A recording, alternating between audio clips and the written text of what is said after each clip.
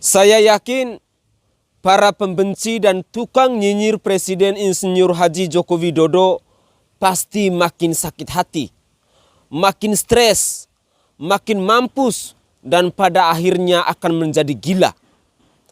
Karena berita gembira yang akan saya bahas dalam video ini pasti membuat para kadrun makin kejang-kejang dan mungkin juga bisa ngompol di celana.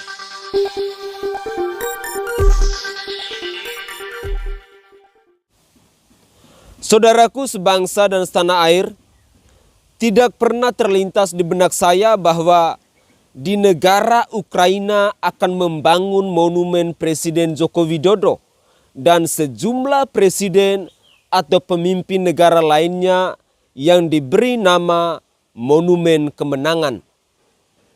Monumen ini ditujukan sebagai bentuk penghargaan atas bantuan dan dukungan dari para pemimpin negara yang telah berkunjung ketika perang sedang berkecamuk. Duta Besar Ukraina untuk Indonesia, Vasyl Hamyanin, mengatakan bahwa pemerintah telah membangun monumen tersebut untuk mengapresiasi dukungan Presiden Joko Widodo yang mereka dapatkan. Lokasi monumen itu dibangun di dekat kota Kiev. Selain itu, Ukraina juga menggelar acara Stand for Freedom untuk memperingati Hari Kemerdekaan Ukraina yang ke-31 yang jatuh pada tanggal 24 Agustus kemarin. Ukraina pun telah mengirim undangan tersebut dahulu kepada pemimpin negara yang namanya ditulis dalam Monumen Kemenangan, termasuk kepada Joko Widodo selaku Presiden di Republik Indonesia ini. Saya sangat berharap melihat nama Presiden Jokowi yang hebat, yang mulia Joko Widodo, karena kunjungan bersejarahnya akan dikenang dan tidak akan dilupakan terangnya. Jokowi sebelumnya memang berkunjung ke Ukraina pada akhir Juni lalu untuk melihat langsung kondisi di negara tersebut. Bertemu dengan Presiden Volodymyr Zelensky dalam rangka membawa misi damai dan menyerahkan sejumlah bantuan pangan serta medis.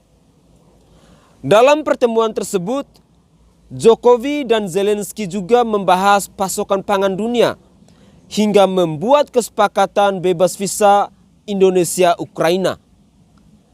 Jokowi kemudian berlanjut berkunjung ke Rusia untuk bertemu dengan Presiden Vladimir Putin. Sejauh ini, pemimpin negara lain yang namanya juga dituliskan dalam monumen tersebut ialah Presiden Polandia, Andrzej Duda. Zelensky juga sempat menyampaikan pidato di Hari Kemerdekaan Ukraina. Ia bersumpah akan tetap mempertahankan Ukraina. Sebuah bangsa baru muncul di dunia pada 24 Februari pukul 4 pagi. Ia tidak dilahirkan, tapi dilahirkan kembali. Sebuah bangsa yang tidak menangis, menjerit atau ketakutan. Bangsa ini tidak melarikan diri, tidak lupa dan tidak menyerah, ujarnya. Kami tidak akan duduk di meja perundingan karena takut dengan pistol yang ditodongkan di kepala kami.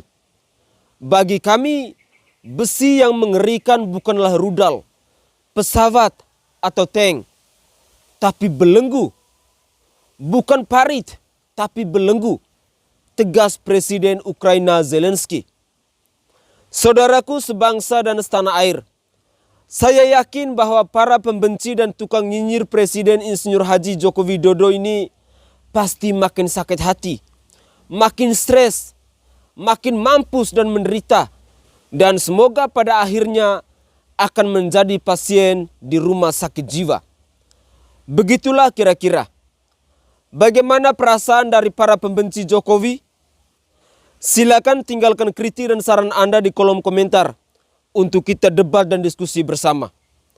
Salam hormat, salam NKRI, salam Nusantara. Presiden Jokowi tetap di dada.